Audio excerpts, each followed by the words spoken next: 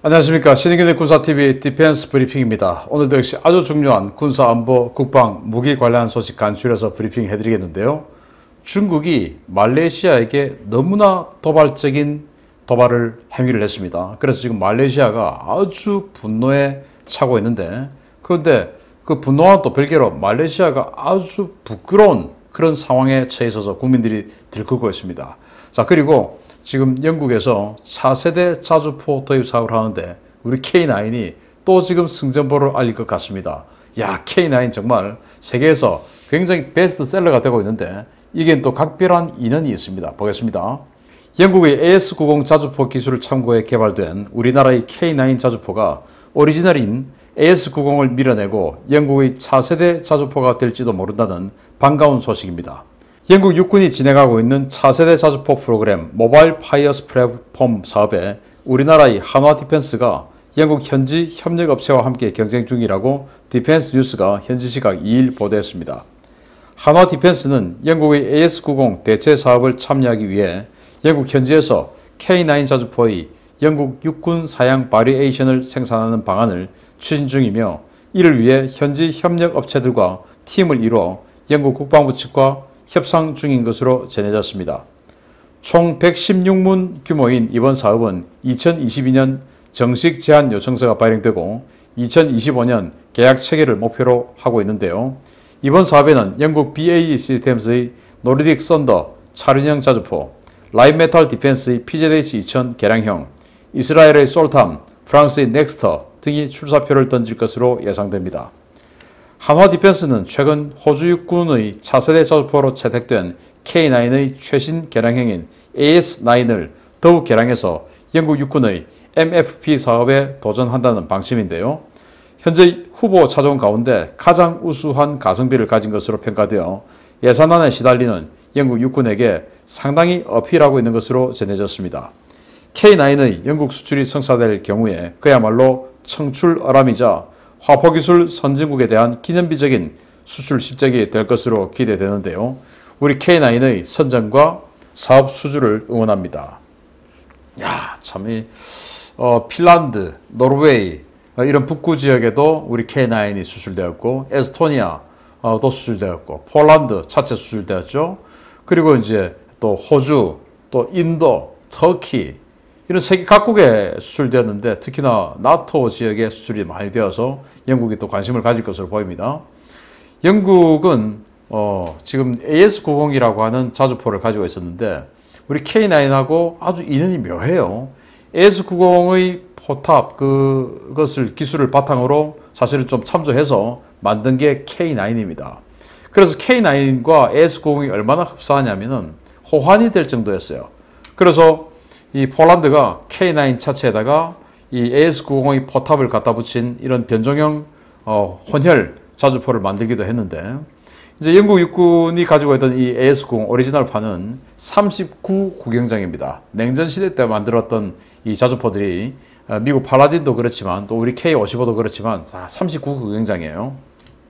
그러다 보니까 사거리가 뭐 한 30km밖에 안 되죠. 최대 사거리가. 그런데 요즘은 대부분 뭐 40에서 50km 이 정도 날아가는 것은 뭐 보편적이니까 좀 부족하고 또 노후됐고, 그래서 그 AS90을 AS90 브레이브 하트라는 버전으로 개량하려는 프로그램을 진행하려고 하다 보니까, 견적을 받아 보니까 이게 뭐 배보다 배꼽이 커서 새 거 사는 것보다 가격이 뭐 못하지 않은 그런 상황이 된 거예요. 그래서 영국 입장에서는 아니 이럴 것 같으면 새 거 사자. 새 거 사면 연식은 좋아서 더 오래 쓸 수 있지 않느냐. 이렇게 해서 이제 아예 지금 현재 117문 있는 자주포 전력을 왠지는 모르겠지만 116문으로 바꾸어서 4세대 자주포로 교체한다. 그래서 여기에 이제 영국의 BAE 시스템즈가 차륜형 자주포 하나를 출품하고, 또 이제 이스라엘이 솔탐이라고 하는 또 차륜형 자주포, 그리고 프랑스가 캐사르, 시저 그 자주포의 개량형을 또 내놨고, 넥스터라고 하거든. 그래서 차륜형 자주포 3개, 그리고 독일의 우리 K9의 영원한 라이벌이죠. PZH-2000 자주포, 그리고 우리 K9.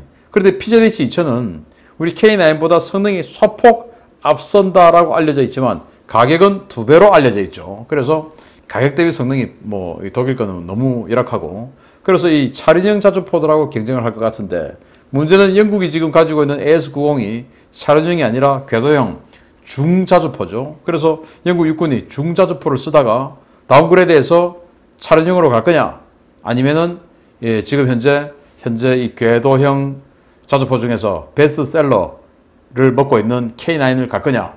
K9을 하게 되면은 한국 육군이 1000문 이상을 가지고 있고, 그리고 전 세계 여러 나라들이 지금 운영하고 있고 하기 때문에 부품 운용, 이 후속 군수 지원 이런 것들은 아주 수월하게 보장된다라는 그런 장점이 있죠. 그래서 이 우리 K9은 52 구경장이라서 사거리가 길어요. 40km, 대부분 다 40km인데 우리 K9은 50km, 앞으로는 100km까지 포탄을 날릴 예정에 있는데, 아무튼 이런 우수한 기술을 가지고 원래 K9 개발할 때 참조했던, 좀 시체말로 뺏겼던 그 AS-90을 밀어내고 그 다음 세대의 자주포로 간다라고 하니까, 또 선정이 돼봐야 알겠지만 그럴 가능성이 높다라고 하니까 정말 잘 만든 K9 자랑스럽습니다. 꼭 승리하기를 기대하겠습니다. 두 번째인데요. 지난 5월 31일 있었던 중국 군용기 편대군의 말레이시아 영공 침범 당시에 말레이시아 공군이 훈련기인 호크 208로 스크램블을 했었다는 사실이 밝혀져 충격을 주고 있습니다. 말레이시아 공군 전투기 가동률 문제가 도마 위에 오르고 있습니다. 지난 5월 31일 중국 공군의 말레이시아 영공 침범 당시 중국 군용기 16대에 맞서 출격한 말레이시아 공군 전투기는 훈련기인 호크 200이었다고 현지 언론이 1일 일제히 보도했습니다. 말레이시아 왕립 공군 관계자는 16대의 중국 군용기가 영공으로 접근함에 따라 호크 208 훈련기 겸 전술 임무기가 스크램블했다라며 이들은 코타키나발루 비행정보지역 내에서 중국 군용기 편대와 조우해 이들을 퇴거시켰다라고 밝혔습니다. 이번에 말레이시아 영공을 침범한 중국 군용기들은 제16 전투기를 위시한 대규모 군용기 편대군이었는데요. 이들은 제11 전투기와 H6 폭격기, 일류신 76 수송기와 Y20 수송기 등으로 구성된 전력으로 확인되었습니다. 말레이시아 공군은 수호이 30 MKM 전투기 18대, FA-18D 호넷 전투기 8대, 호크 208 훈련기 13대가 주력 전술기로 운영되고 있는데요. 이 가운데 FA-18D는 가동이 어려운 것으로 알려졌고 수호이 30 MKM 역시 가동률이 상당히 떨어지는 것으로 알려졌습니다. 이번 중국 군용기 침범 사태에 말레이시아 여론은 격앙된 분위기인데요. 중국 외교부는 2일 자신들은 말레이시아 영공을 침범한 적이 없다라고 주장했지만 말레이시아에서는 중국 대사 추방 등 반중 강경론이 급부상하고 있어서 이번 중국 전투기 도발 사태로 말레이시아 전투기 도입 사업에서 FA-50과 테자스가 어부지리로 JF-17보다 우위에 서게 됐다는 평가가 나오고 있습니다. 야, 말레이시아 그래도 동남아에서 좀 사는 국가인데, 또 덩치도 큰 국가인데 이거밖에 안 되네요. 수호이 30 MKM 전투기 18대, 그리고 미제 FA-18 호넷 전투기 8대 뭐 이렇게 있는데 미국하고 관계가 별로 안 좋아가지고 호넷 전투기 거의 뭐 운영을 못하고 노후됐고, 그래서 이제 수호이 30 MKM 꽤 괜찮은 전투기인데 18대 냈으면 그거 좀 보내지. 얼마나 가동률이 떨어지면 이런 걸 보내겠습니까? 훈련기입니다, 훈련기. 훈련기에다가 그냥 이렇게 미사일, 사이드와인드 미사일 달아놓은 거예요. 자, 그래서 이 보시면 지금 두 대가 있는데 좀 다릅니다. 앞에는 1인승, 뒤에는 2인승. 그래서 이거는 전술입문기, 여기는 이제 순수한 훈련기, 그리고 앞에는 이제 전술입문기니까 레이더물 좀 크게 해서 레이더를 달았고, 이 뒤에는 레이더도 없어요. 여기 이제 30mm 기관포 달려있고, 그리고 사이드와인드 다 같이 달려있는데, 겨우 이런 거 보내가지고 수호이 30의 중국판인 J16, 수호이 27의 중국판인 J11, 이런 비행기들이 열 몇 대나 호위하고 있는 대규모 폭격기 편대군을 요격하러 갔다? 야, 이거 황당한 거 아닙니까? 그래서 말레이시아 국민들이 시체말로 쪽팔린다, 이게 뭐냐? 라고 해서 막 이 공군을 성토하고 있는 거예요. 왜 그거 보냈냐, 쪽팔리게. 그래서 애초에 뭐 갑자기 온 것도 아니고 중국 이 편대군들이 해남도에서 딱 떠가지고 그대로 남쪽으로 계속 직진한 겁니다. 그래서 코타키나발루 인근으로 들어왔어요. 영공으로 들어왔다 이겁니다. 말레이시아는 증거 갖고 있다 이렇게 주장하고 있어요. 영공 20km 안으로 들어왔다 이겁니다. 자, 그래서 이제 똑바로 내려오고 있으면 스크램블 보내야 되죠. 그러면 야, 쟤들 지금 엄청난 것들 오니까 수호이 30 나가 이렇게 돼야 되는데 얘들을 보낸 겁니다. 호크 208 훈련기. 그래서 중국이 공격할 마음이 없었기에 망정이지, 정말로 공격할 마음이 있었다면 한 방에 가는 거죠. 상대가 되겠습니까? 수호의 30 베이스로 만든 J16, 수호의 27 베이스로 만든 J11 이런 거한테 상대가 되겠습니까? 사이드와이드 달랑 4발 달고. 그래서 말레이시아 국민들이 부끄럽다 이게 뭐냐.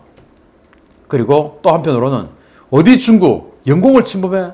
가만두지 않겠다. 추방해. 대사까지 추방하자 해서 중국 대사관 앞에 가서 시위를 하고 있어요. 그래서 지금 굉장히 큰 외교 문제로 지금 전이되고 있는데 여기에서 갑자기 요즘 뭐 벼락거지, 벼락부자 이런 이야기 있지 않습니까?